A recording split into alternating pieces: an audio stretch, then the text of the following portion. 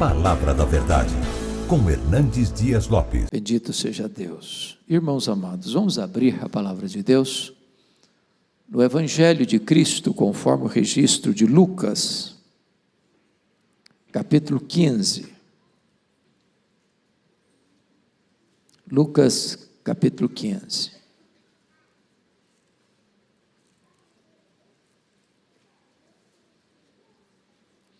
Nós faremos a leitura a partir do verso 25 até o verso 32.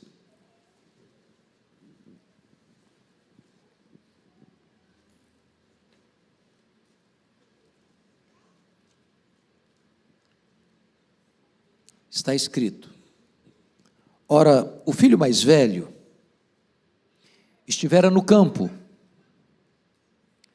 e quando voltava, ao aproximar-se de casa, ouviu a música e as danças. Chamou um dos criados e perguntou-lhe que era aquilo. E ele informou: veio teu irmão, e teu pai mandou matar o novilho cevado, porque o recuperou com saúde. Ele se indignou e não quis entrar. Saindo, porém, o pai procurava conciliá-lo, mas ele respondeu a seu pai: há tantos anos que te sirvo sem jamais transgredir uma ordem tua, e nunca me deste um cabrito sequer para alegrar-me com os meus amigos. Vindo, porém, esse teu filho, e desperdiçou os teus bens com meretrizes, tu mandaste matar para ele o novilho cevado. Então lhe respondeu o pai: meu filho, tu sempre estás comigo, tudo o que é meu é teu. Entretanto, era preciso que nos regozijássemos e nos alegrássemos, porque este teu irmão estava morto e reviveu, estava perdido e foi achado. Meus amados, eu gostaria de forma breve conversar com vocês sobre o seguinte tema: perdido na casa do Pai. Perdido na casa do Pai. Aqui em Lucas 15, Jesus contou 3 parábolas. A parábola da ovelha perdida, da dracma perdida, e a parábola conhecida por todos como a parábola do filho pródigo. Quando a ovelha perdida foi encontrada, o pastor chama todos para se alegrarem com ele. Quando a dracma perdida foi encontrada, a mulher chama suas amigas para se alegrarem com ela. Quando o filho pródigo voltou para casa, o pai ofereceu uma festa. Porém, nessas 3 parábolas, a única pessoa que não está alegre e feliz é o irmão mais velho. Diz o texto que nesta festa do encontro, nesta festa do resgate, nesta festa da salvação, há uma voz que destoa. Porque o filho mais velho está triste, porque o pai recebeu o pródigo com alegria. Ele está irado, porque o pai foi misericordioso com o pródigo que voltou. E ele está do lado de fora de casa, porque o pródigo está do lado de dentro de casa. Aqui, irmãos, há um grande perigo que Jesus adverte. O contexto está bem claro no capítulo 15, versos 1 e 2. Aproximavam-se de Jesus todos os publicanos e pecadores para o ouvir. Está escrito no verso 2: e murmuravam os fariseus e os escribas, dizendo: este recebe pecadores e come com eles. Então, nesta parábola, chamada a parábola do filho pródigo, os escribas e fariseus representam este filho mais velho.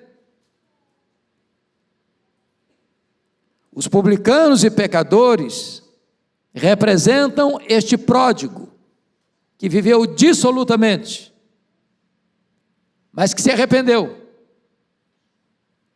se voltou para o Pai, voltou para Deus, foi perdoado. Então, a grande pergunta hoje: onde entra a foto da nossa vida? Em que moldura? Em que moldura? Do pródigo que voltou? Ou do mais velho? Que, embora vivendo na casa do pai, encerra a história do lado de fora da casa do pai. Então, eu gostaria que nós pudéssemos observar aqui alguns princípios. Primeiro, o filho mais velho vive dentro da casa do pai, mas desobedece os dois principais mandamentos da lei de Deus. E a pergunta é: quais são os dois principais mandamentos da lei de Deus? Amar a Deus e ao próximo. O pai na parábola aqui representa Deus. O irmão representa o próximo. Esse filho mais velho, que é uma espécie de retrato dos escribas, dos fariseus, daqueles que se acham melhores, mais justos, mais dignos, eles estão na casa do Pai, mas eles estão perdidos na casa do Pai, porque não amam. Ele não ama nem o pai, e ele não ama o irmão. Meus irmãos, há um risco muito grande das pessoas estarem na igreja, trabalharem na igreja, serem zelosas com as coisas da igreja. Há o risco de uma pessoa estar na igreja e nunca ter se envolvido com coisa errada, de mundanismo, se perverter moralmente, de se sujar nos pântanos da vida, de ser zeloso com a sua apresentação, mas tudo isso não passar de uma capa religiosa, de uma tradição religiosa, de um zelo religioso. Fazer tudo isso por tradicionalismo, sem amar a Deus, sem amar o próximo.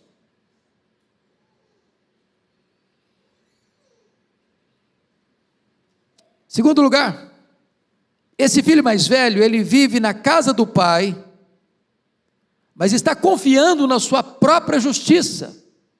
Dê uma olhadinha comigo no versículo 29. Mas ele respondeu ao seu pai: há tantos anos que te sirvo sem jamais transgredir uma ordem tua. Notem vocês que ele tem aqui uma espécie de síndrome de santidade perfeita. Ele tem uma avaliação dele mesmo melhor do que a realidade demonstra. Pergunto a vocês: qual a pessoa mais justa, mais santa, mais piedosa, que honestamente poderia se levantar e dizer o seguinte: eu nunca transgredi uma ordem de Deus, eu nunca transgredi um mandamento de Deus? Só um maluco faria isso. Ele se vê melhor do que é, se enxerga mais espiritual do que é. Ele está vestindo a indumentária da justiça própria. Ele é veloz em identificar os erros do seu irmão. Este desperdiçou os teus bens, vivendo como meretrizes, uma vida dissoluta, uma vida errada. Eu não. eu nunca botei meus pés no lugar errado, eu nunca frequentei um ambiente errado, eu nunca pus na minha boca coisa errada, eu nunca pus diante dos meus olhos coisa errada, eu sou maravilhosamente justo. O problema dos fariseus é que eles definiam o pecado como coisas externas. É o que eu olho, é o que eu toco, é o que eu ingiro. Mas o pecado é muito mais do que fazer coisas erradas. Tem gente que nunca foi num prostíbulo, mas tem um prostíbulo no coração. Tem gente que nunca foi num antro do pecado, mas o coração está lá. Tem gente que cresce e vive a vida toda na igreja, mas nunca amou a Deus, nunca amou o próximo. Tem gente que se contenta em apenas ser um religioso, mas está confiando nele mesmo. Talvez parecido com o profeta Jonas, que faz a obra de Deus, mas não faz por amor. Faz no ferrão, faz com medo. Mas a motivação não está boa. Mas em terceiro lugar, notem comigo, o filho mais velho, ele vive dentro da casa do pai, mas ele não é livre. Se você perceber, ele diz: há tantos anos que te sirvo, e a palavra aí é o verbo douléu, de um escravo. De certa forma, esse camarada vive uma vida de peso, de fardo, de obrigação, vive sufocado, gemendo como escravo. Ele não faz por prazer. É um legalismo pesado. Hoje é domingo, eu tenho que ir na igreja. Ah, que coisa, tenho que ir na igreja, porque se eu não for na igreja, como é que vai ser? Puxa vida, eu tenho que ir, eu tenho que trabalhar, eu tenho que fazer. E de repente a vida cristã não é uma festa. De repente ser crente é um peso. De repente parece que andar com Jesus é um pesadelo. De repente você perdeu a alegria de dizer: alegrei-me quando me disseram, vamos à casa do Senhor. De repente você fica escravo, e puxa vida, mas esse pastor está demorado, esse culto está chato, puxa vida, quando é que vai acabar para eu ir embora? Vira uma rotina pesada, sem alegria, sem prazer. Está dentro da casa do pai, mas é um escravo, não é livre. Quarto lugar, o filho mais velho vive na casa do pai, mas ele está com o coração cheio de amargura. Veja comigo aí o verso 29 e 30 de novo. Mas ele respondeu a seu pai: há tantos anos que te sirvo sem jamais transgredir uma ordem tua, e nunca me deste um cabrito sequer para alegrar-me com os meus amigos, vindo porém esse teu filho, que desperdiçou os teus bens com meretrizes, tu mandaste matar para ele o novilho cevado.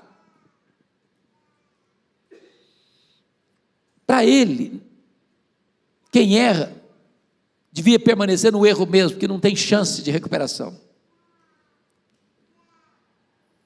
Ele não tem nenhum prazer em ver o irmão sendo recuperado, estava perdido, foi achado, estava morto, isso não dá prazer para ele. Tem gente que é igual Diótrefes, relatado lá na carta de João. Toda pessoa nova que chega na igreja, parece que vai tirar o lugar dele, vai tomar o lugar dele, vai tirar o status dele, ele vê como um concorrente. Ele não tem prazer de ver a igreja crescer, ele não tem prazer de ver gente nova chegando, ele não tem prazer de ver novas pessoas sendo inseridas na igreja, porque ele diz: eu vou perder meu espaço, vou perder meu lugar, eles vão tomar meu lugar, eu aqui era sozinho, eu reinava sozinho, eu era o único filho da casa, agora chega um outro aí para perturbar o ambiente.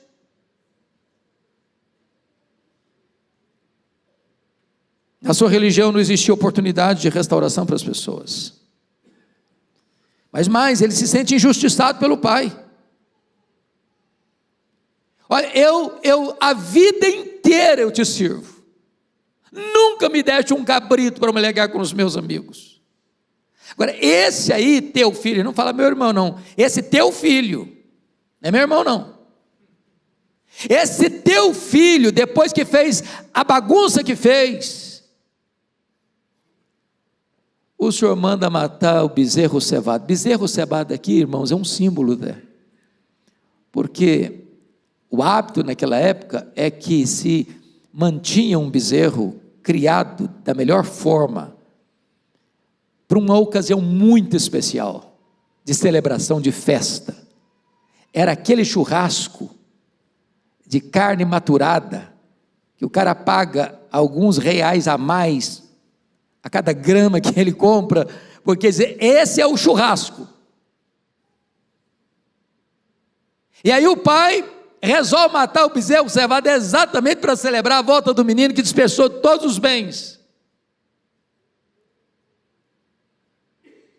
Ele se sente injustiçado. Para mim, nem um cabrito. Para esse cara aí, o bezerro cevado.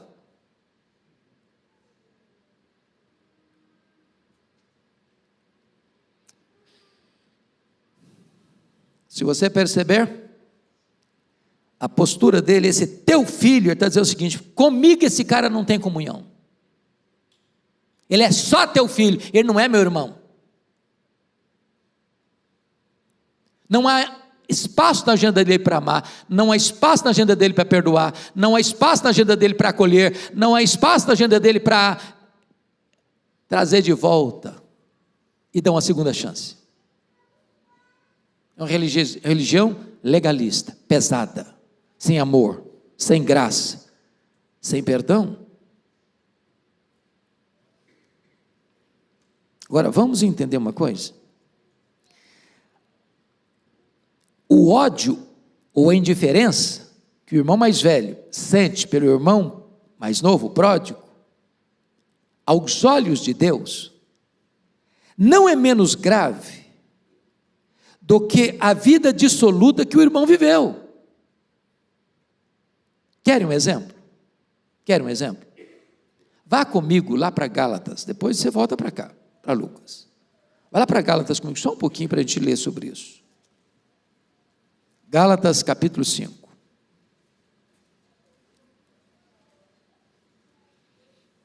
A partir do verso 19, está escrito: ora, as obras da carne são conhecidas e são, 2 pontos,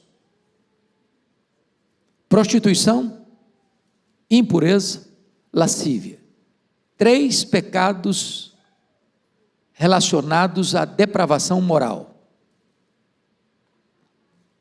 É o pecado que o irmão dele está sendo acusado por ele. Desperdiçou os teus bens com meretrizes. Seguindo a leitura: idolatria, feitiçarias, 2 pecados no que tange a questão de culto, de adoração, de vida religiosa. Agora vamos ver quantos pecados têm a ver com sentimento, com relacionamento. E ele diz aí: inimizades, porfias, ciúmes, iras, discórdias, dissensões, facções, invejas. Depois ele menciona 2 que têm a ver com bebida e comida, bebedice e glutonaria. Em outras palavras, há um peso maior aos olhos de Deus, de relacionamentos truncados, de falta de amor, falta de perdão, destempero emocional, descontrole nas relações, do que vive uma vida dissoluta. O problema é que tem um carimbo: não, esse aqui é mundano, esse aqui está sujo, esse aqui não vale nada mesmo, esse aqui caiu vergonhosamente. Mas o cidadão lá, que é cheio de justiça própria, que está na casa de Deus, está na casa do Pai, está trabalhando e está servindo, mas ele odeia, ele não perdoa, ele chega é problema, e para todo mundo ninguém presta, só ele que é bom. Lá está tudo bem com ele. Está perdido? na casa do pai.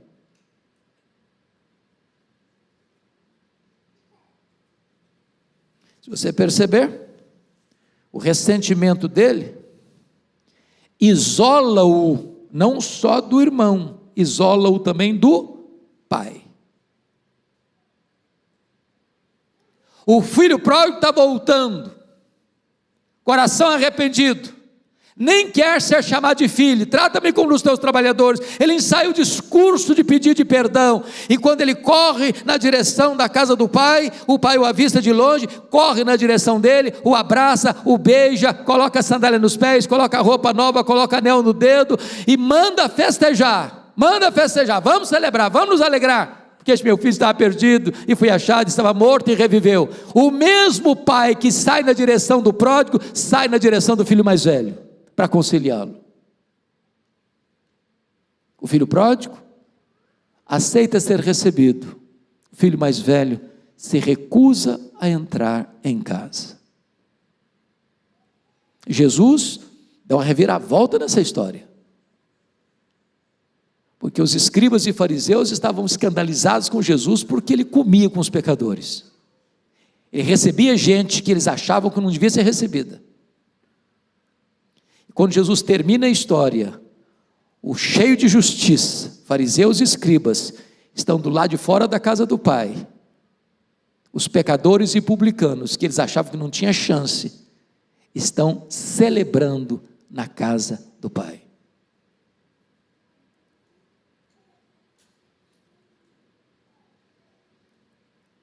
Se vocês perceberem comigo, voltando para Lucas 15, notem comigo o versículo 31.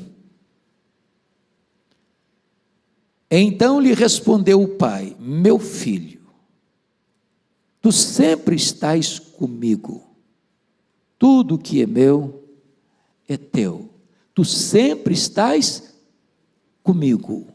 Em outras palavras, o filho mais velho estava na casa do pai, mas vivendo solitariamente. Agora há pouco, eu e o pastor Arival estávamos conversando no gabinete sobre a questão de tratamentos acerca de Deus. Ele tem o mesmo problema que eu, e eu tenho o mesmo problema que ele. Eu fico muito constrangido quando eu canto uma música me referindo a Jesus ou a Deus como você. Constrangimento. Tem muita música hoje que trata Jesus como um namoradinho, parece que faz assim uma relação de intimidade. Quando eu vou para a Bíblia, eu não encontro isso.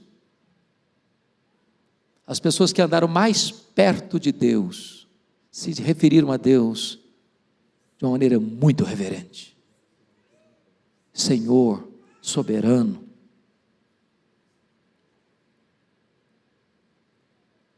Esse filho está na casa do pai, por outro lado, mas ele não tem comunhão com o pai. Meu filho, eu sempre estive contigo, mas o filho nem sempre esteve com o pai. É possível vir para a igreja, vir para o culto, participar de uma vida comunitária, e de trabalhar na igreja, e de passar a vida inteira na igreja, envolvido com as coisas de Deus, com as coisas do reino, e sempre vivendo uma vida regrada, bonitinha, socialmente falando, mas nunca se deleitou no Pai, nunca teve o prazer do Pai.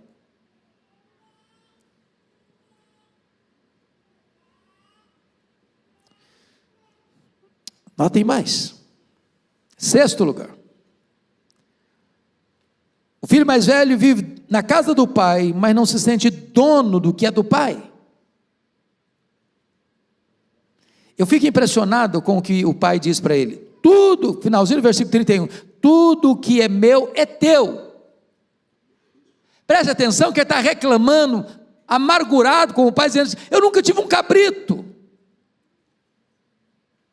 Nunca me deste um cabrito para eu me alegrar com os meus amigos. E o pai diz: meu filho, você não entendeu nada até hoje. Meu filho, tudo que é meu é teu, a fazenda é tua, os rebanhos todos são teus. Sempre tudo esteve à tua disposição e tu não usufruíste. Viveste como um escravo, quando você é filho, você é herdeiro, tudo lhe pertence, você não usufruiu nada, quando tudo estava à tua disposição. Quantas vezes, meus irmãos, a gente está na igreja, foi criado na igreja, passou a vida inteira na igreja, trabalhou na igreja, guardou-se de tantos riscos e perigos, e deve se guardar mesmo, mas ao mesmo tempo não se deleita em Deus, não tem prazer em Deus, não usufrui as bênçãos de Deus, não tem alegria em Deus, não sente a paz de Deus, não sente o regozijo da salvação, não se deleita nas coisas lá do alto, não tem prazer nas coisas de Deus.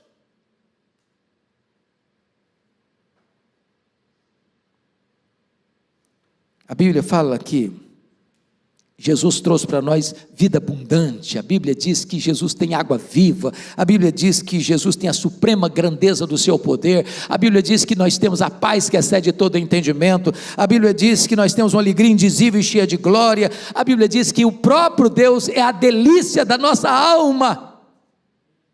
E quantas vezes o crente está vivendo uma vida assim, murcha, árida, seca, pesada, legalista, perdido na casa do Pai.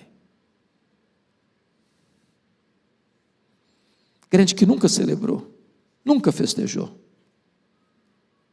nem um cabrito sequer.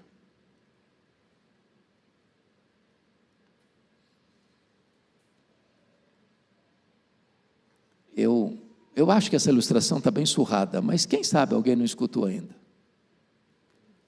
Daquele cidadão que era muito seguro, assim, dava tchau para as pessoas de mão fechada. Um dia resolveu juntar um dinheiro dele para fazer uma viagem, um cruzeiro. E ele levou a marmita dele, a matutagem dele, para não gastar. Frango com farofa. E ele ficava assim, desesperado, porque tinha banquetes e mais banquetes. E as pessoas se refestelando nas comidas mais saborosas, mais variadas, e ele lá no cantinho, bem escondidinho, comendo um frango com farofa. A viagem demorou mais de uma semana, a comida dele começou a azedar, e ele começou a passar fome. E as pessoas comendo as mais finas iguarias. Até que um dia alguém perguntou: camarada, mas vejo sempre você aí no canto, você não participa das festas, você não participa dos banquetes, o que está acontecendo? Falei: eu estou economizando, eu não tenho dinheiro para comer essas coisas gostosas que vocês estão comendo aí não. Falei: rapaz, está no pacote,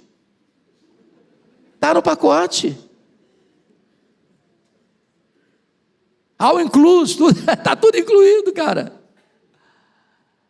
Meus irmãos, tem gente que já fez parte do banquete da salvação, você já tem a vida eterna, você já é filho de Deus, você já é herdeiro de Deus, você já é dono de tudo, e está vivendo como escravo, passando fome, comendo farofa vencida, quando tudo é seu. Meu filho, tudo que eu tenho é seu. Você está reclamando de um cabrito, os cabritos todos da fazenda são tudo teus.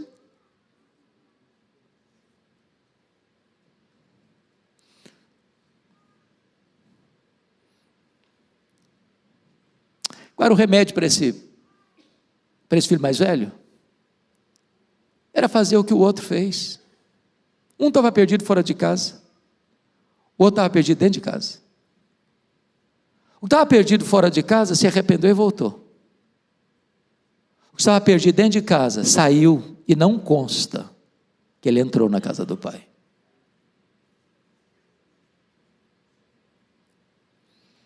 Jesus deixou esse suspenso para você e para mim. Jesus não terminou a parábola. Eu não sei se ele entrou, se ele não entrou, se ele ficou do lado de fora.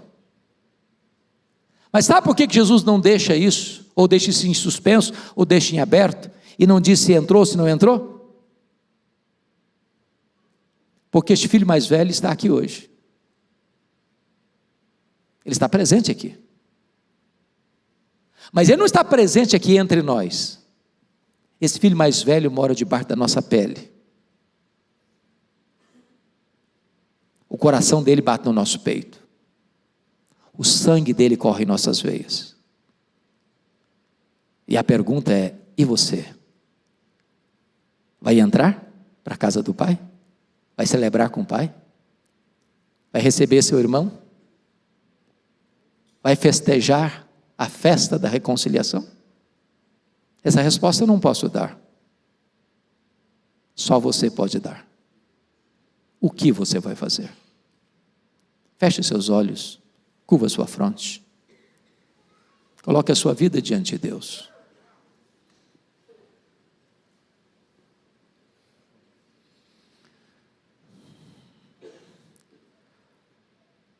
Ó Deus, cada um de nós aqui tem um pouco do pródigo, tem um pouco do filho mais velho.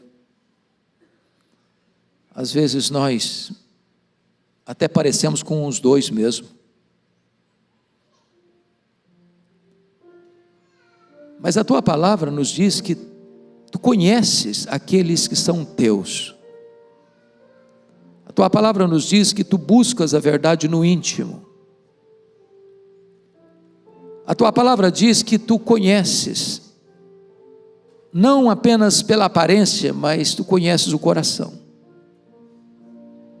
Aqui está o teu povo reunido, milhares de pessoas estão conectadas agora, nos mais diversos lugares do Brasil e do mundo.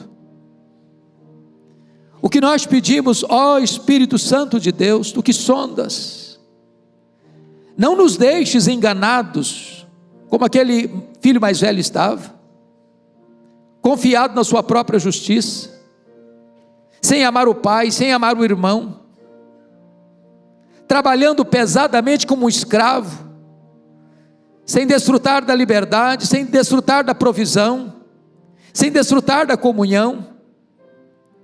Por amor do teu nome, Senhor, corrige-nos nesta tarde, para que não corramos o mesmo risco daquele filho mais velho, de estar se resguardando dos males de fora, mas não estar se preservando dos males de dentro. Por amor do teu nome, Senhor, quebra a dureza do nosso coração, para que possamos amar como tu amas, para que possamos acolher as pessoas como tu acolhes, para que nós não coloquemos uma barreira para aqueles que estão chegando, machucados pela vida, mas perdoados pela graça. Ah, meu Deus, faz desta igreja uma igreja amorosa, acolhedora, que cada pessoa que entrar pelas portas desse santuário, sejam abraçados, sejam amados, sejam beijados, sejam recebidos, e a sua festa possa ser a nossa festa, no poderoso nome de Jesus. Dá-nos a graça de sermos parecidos com o nosso Pai, parecidos com o nosso amado Redentor Jesus, parecidos com o Espírito Santo, que nos acolhe, nos regenera e nos transforma. Muito obrigado por esta manhã, por esta tarde, Senhor, pela tua palavra. Nós oramos com gratidão, em nome de Jesus. Amém.